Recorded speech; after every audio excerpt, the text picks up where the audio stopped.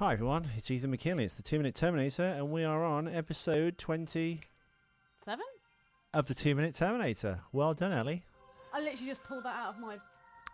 Today's bumping music is Jerry Goldsmith's 1985 soundtrack for The Explorers, starring River Phoenix, Ethan Hawke, and the other one.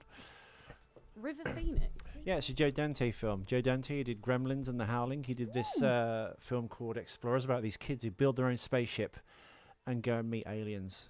Wow, is it good? I saw it when I was like 16, 17, so it's actually too old for the film, but I thought it was amazing. Really did. Yeah, but I bet when you were 16 or 17, you were more like a 5-year-old. Yes. Thought so. What age am I now? 28? Well, mentally. Yeah. Oh, she kids because she loves. Hi, by the way, I'm Ellie Fitzgerald. The other host of the show. Yeah, we are going from minutes 52 to 54. We're still in the cemetery. We're just about to evacuate the tomb with the T-850, the upgraded version of the Terminator, played by Arnold Schwarzenegger before he left to leave office to be the governor of California. And yeah, it's episode 27. Hit the music. Yeah. Howdy, stranger. Don't say howdy, stranger, to me.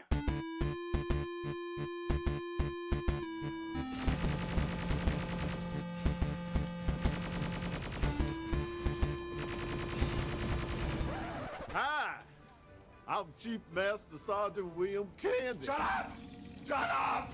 Shut up! And we're back. Right, Eleanor. Hello. So How what are have you, first of all? Fine. How are you? After Good. nearly getting fired today? Yeah. We'll talk about that later. Let's Okay. focus on Terminator first. All right. What would you like to know about the Terminator, Ellie? Okay, so first of all, we start with the smoke bomb going off. Yeah, tear gas. That's it. And we see Brewster peg it out of the tomb. Now the Terminator just watches her run. Why would he not grab her? Part of his protocol is to protect her too, right? Yes. So why doesn't he grab her? Why does he just let her run out? Because it's a massive cock up of floor in the script. That was my first qualm. Qualm.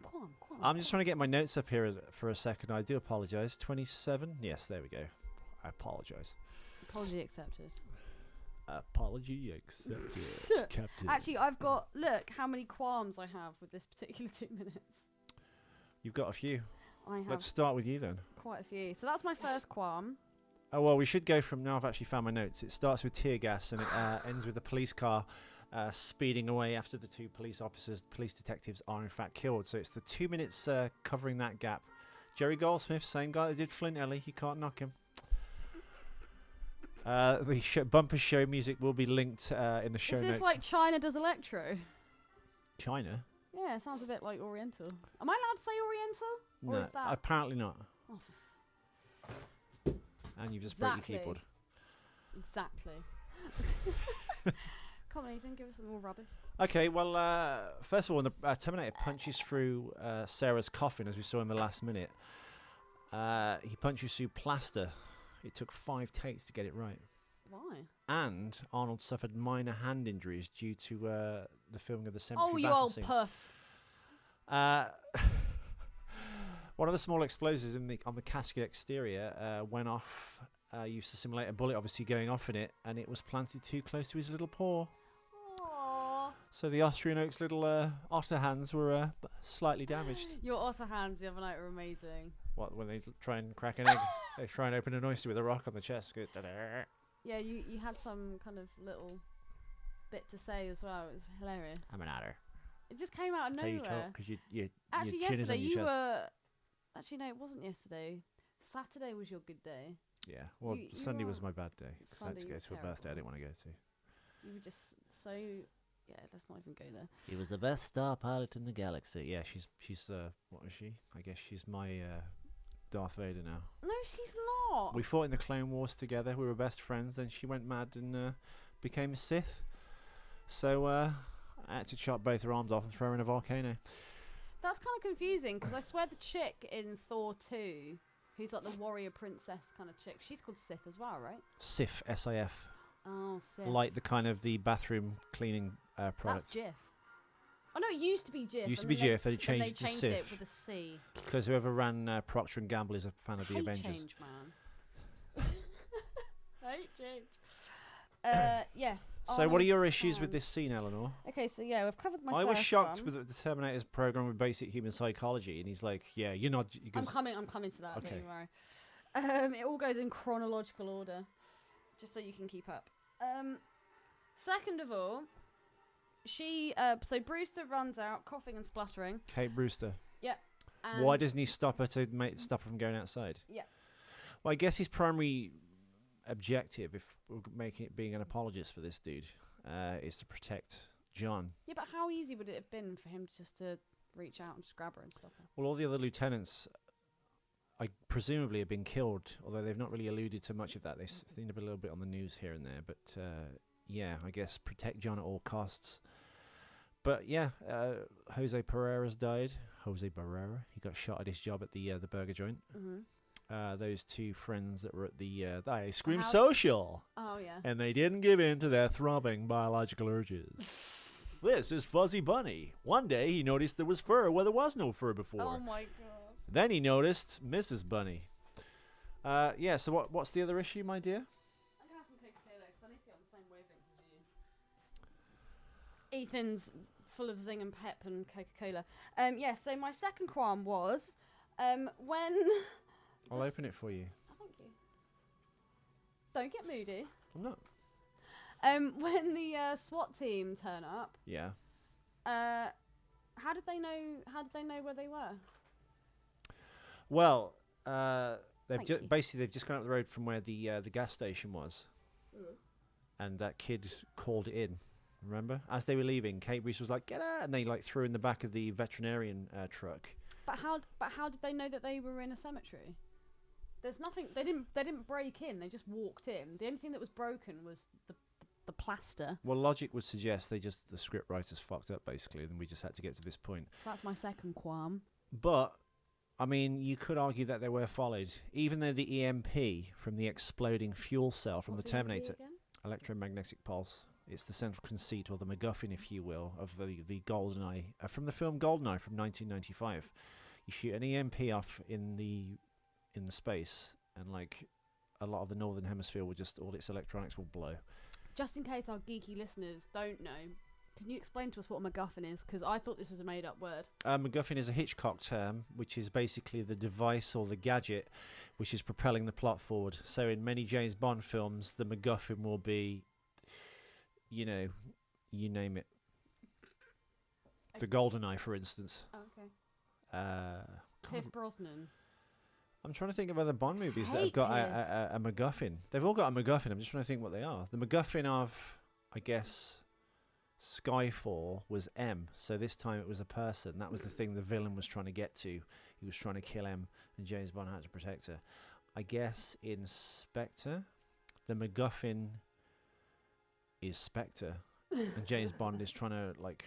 I don't know. There are many small MacGuffins within a film leading up to the larger MacGuffin. Every time you say MacGuffin, it just makes me think of McLovin. Okay, well, let's say the MacGuffin of Star Wars is Anakin Skywalker's lightsaber, which is passed on to Luke, if you will, by Obi-Wan Kenobi.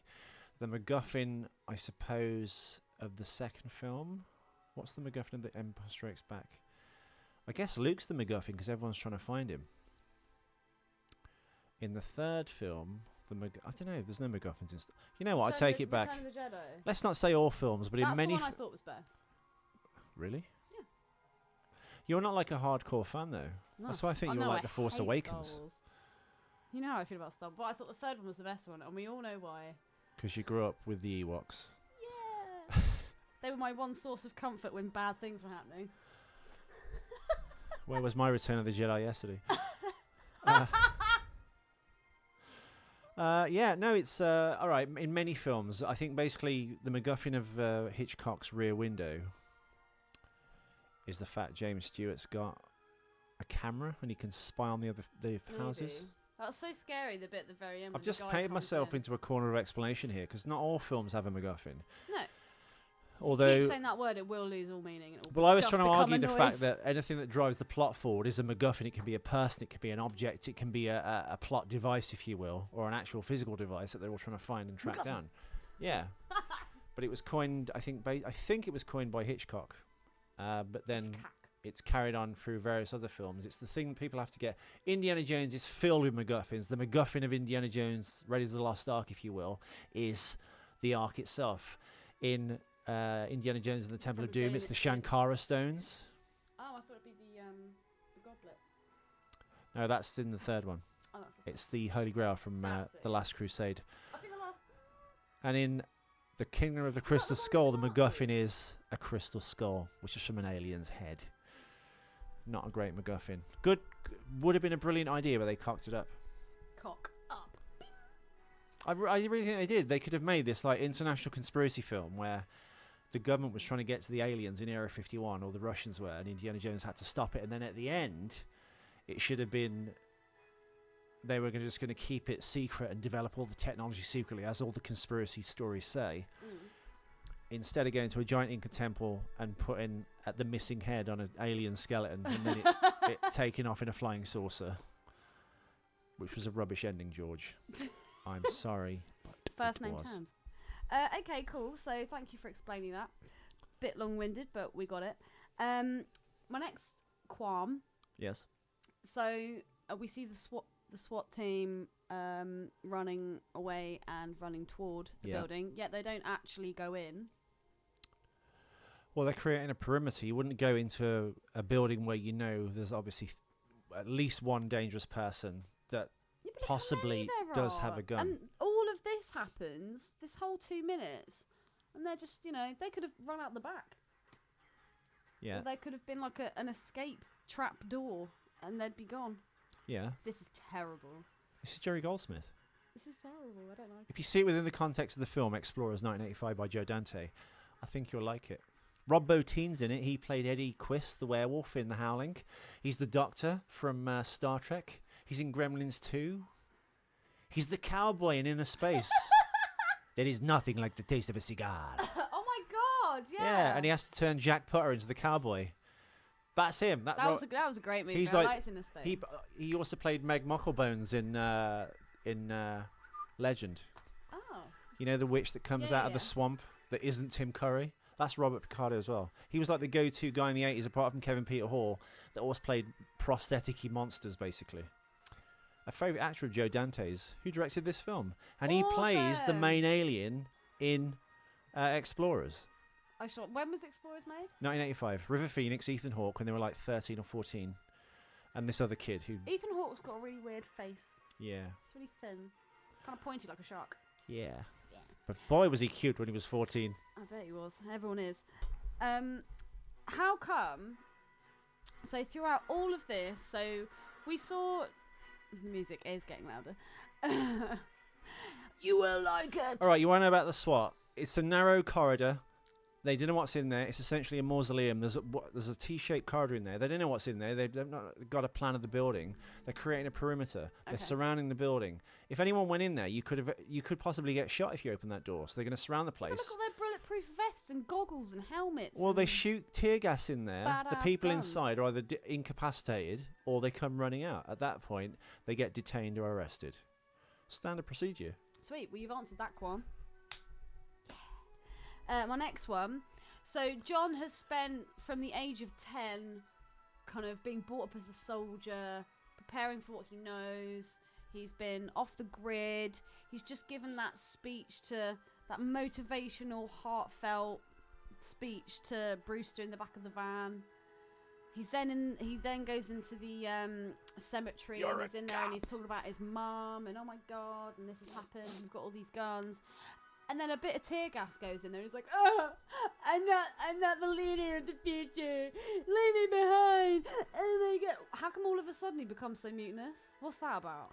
I don't know. I suppose Such a faggot. I just hate John in this film. From an actor's point of view, I suppose you'd be playing the fact that I thought we stopped all this shit. I was trying to lead a normal life, even though I've been living off the grid. But he's just giving And now, that once speech. again, responsibility is thrust onto me. I've got no one to turn to but my own mother. So he says, don't want to do this. He was more badass at 10. You deal with it. He was. He was a different actor. Who actually was, I guess, a bit of a badass. He didn't look like a effing monkey.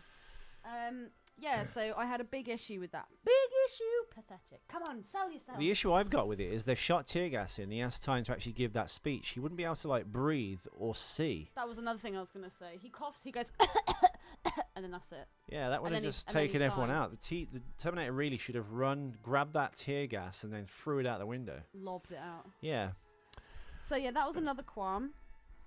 Also, when the Terminator lifts him up, and he holds him by the neck. Sorry, Yeah. You don't have to be that close to it, Ellie. speak. Well, you're always telling me off because I'm not close enough to the mic.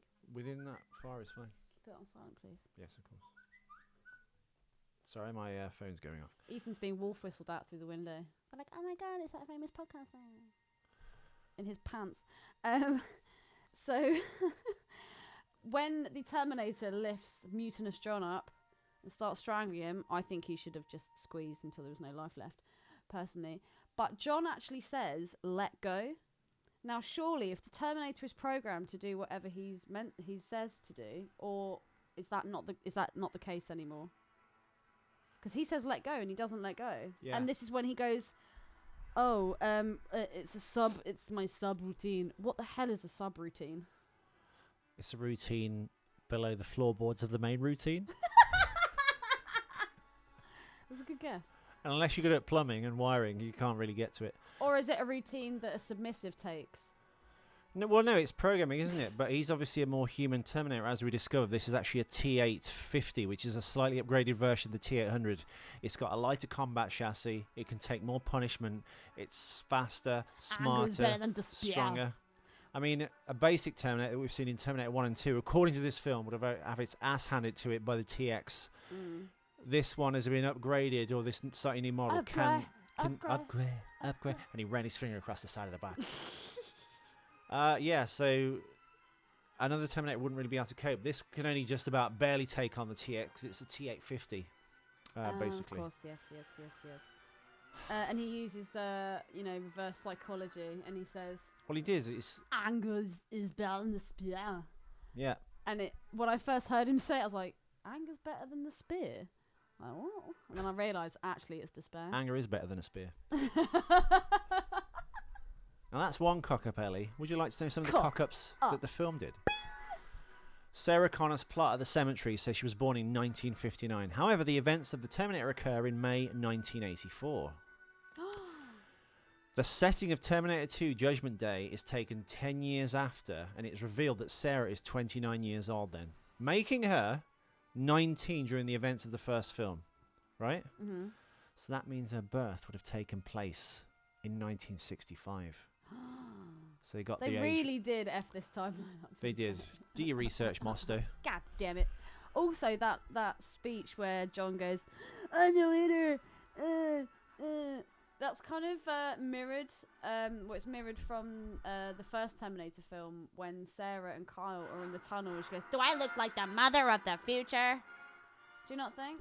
Yeah. It's kind of like a similar breakdown. Yeah. Break it down. She's there. good. You're lying about your age too. Yeah. You're Inside right. You're not the one I'm looking for. inside the mausoleum here, Ellie. Yes. After Kate Brewster grabs the gun, the Terminator is standing on her right shoulder, right? Oh, is this a cock-up? So then they cut away and immediately cut back, and his left shoulder is towards her.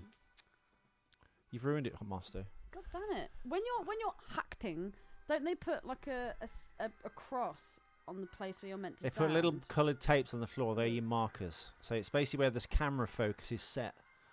So if an actor or a thing is moving, like when I did that commercial for the insurance company, I had to ride that Harley from 100 yards back in the rain and then stop on this little piece of green tape and nearly crash the Jesus. bike.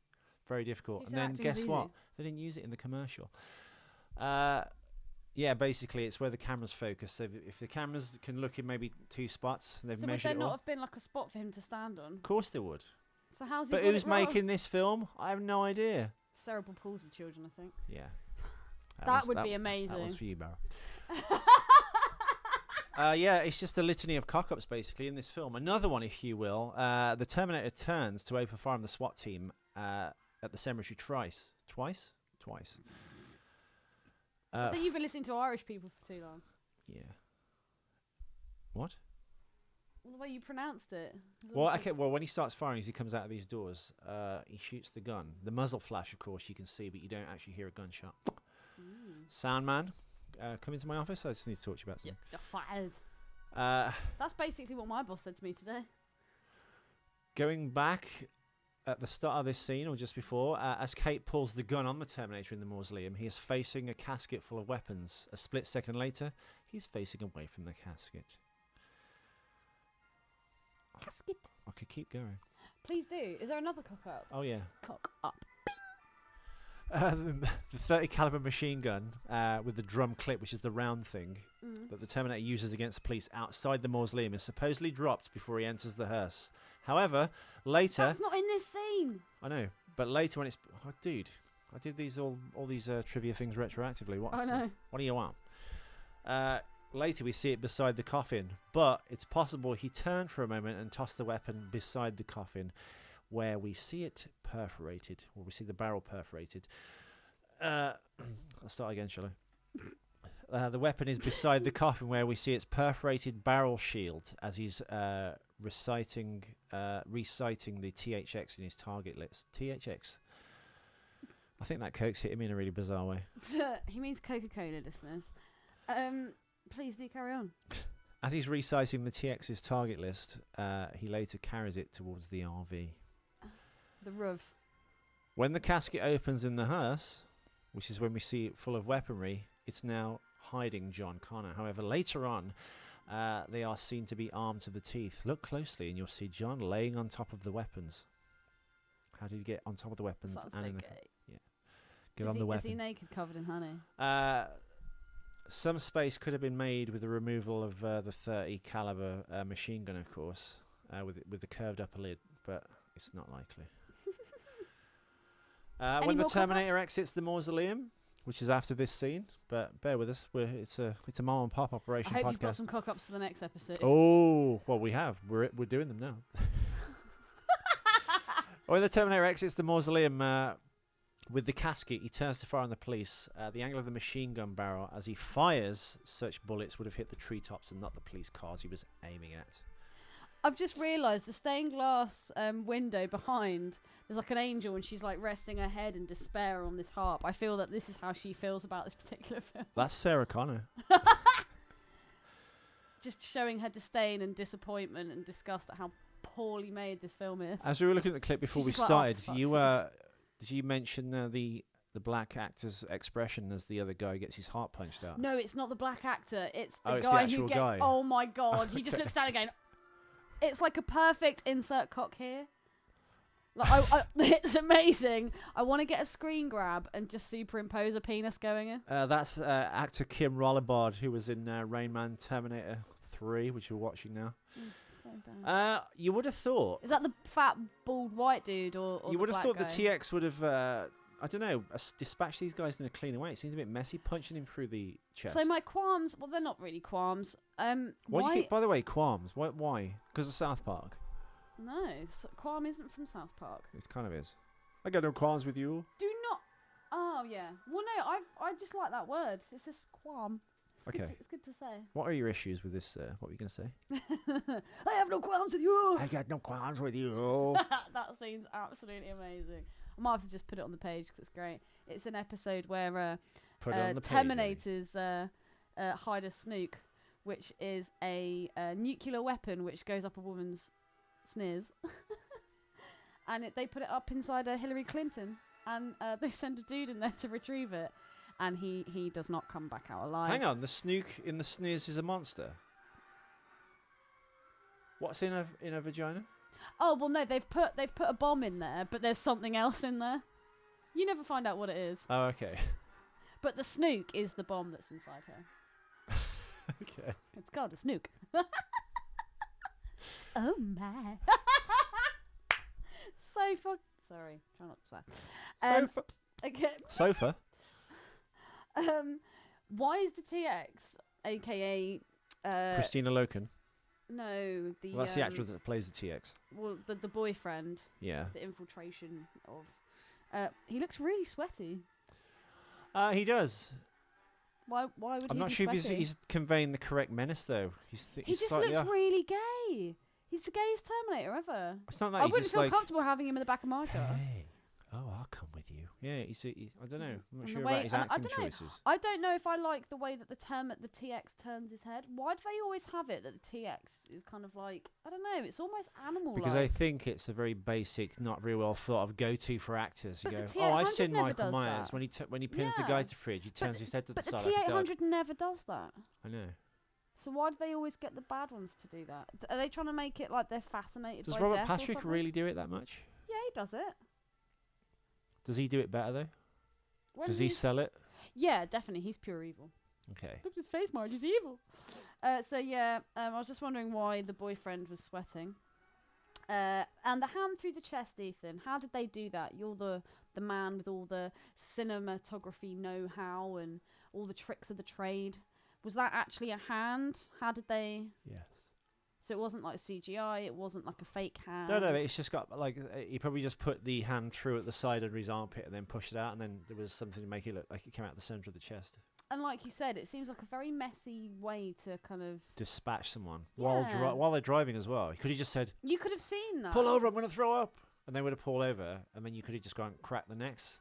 It wouldn't have had to be that bloody. I would have thought. It seemed excessive. It's unnecessary. Yeah, I don't know. I thought the TX, especially being a woman, it'd be like more of a clean kill. I think, yeah, actually, yeah, that's a good shout as well. Because the T1000 would just go, put a knife in something, and then you'd be done. But I'm so glad that it did happen just to look at that man's face, because that man's acting. I applaud it. Kim Rollerbard, The look he gives. an actor prepares. And so that's the bald, fat, white guy. Yeah, Kim Rollerbard. And then who's the The the other cool-looking black gentleman, dude? the cool black dude, is Detective Martinez. He's played by Mark Hicks. Do you not Mark find that Hicks so is a stuntman. Do you not find it so stereotypical though? Whenever you get these kind of cop films, the white cop's always some fat idiot, and the black cop's some like slick, cool dude. Because black people are cooler than white people. See, I find that racist. Well, you know what? Take your positive discrimination and get out of my face. This is my studio. Perhaps we can come to some kind of arrangement. I'd hate to lose my teaching job. Have you got anything else to say for this wonderful clip, Eleanor? No. They spirit Kate away. Why wouldn't... I don't know. She risked being Actually, shot bursting were out like were that, the didn't police she? were the police not on their way to this particular scene? Why does the car turn around? Where are they going? Were they taking him to a police department, a station, or? 'Cause Okay, my he thing punches is... through the man's chest, gets Yeah. the steering wheel, and then like turns round. Well, yeah, because he hears on the police band that this altercation's happened and they've But are they not heading there? identified suspects. That where are they going to the police? He's going station to help the cops, but he's not going to where they are. Oh, okay. Yeah, because they come to his apartment and go, "Whoa, Kate Brewster, whoa." He's going, I'll cooperate. Cool. Yeah. Well, that's everything I want to cover. Excellent. Well, we'll be back tomorrow, and we'll be back with episode 28, which is really low on cock-ups because I spent them all in this episode. In this But episode, we'll touch on them again. we're just gonna have to talk crap in the next one. Well, I think usually when we're not relying on the crutch of the pre-done research that we've done, which is always good, but occasionally you get a cock-up of an episode. I mean, it's all good information regardless. But yeah, I think when you're freestyling, I think you're a lot better anyway. Okay. Yeah. Freestyle. Anyway, Anyway. we're going to go and eat steak. We'll be back after steak. Yeah. Thanks for listening, everyone. Hasta la vista. Episode 28, Bye. baby.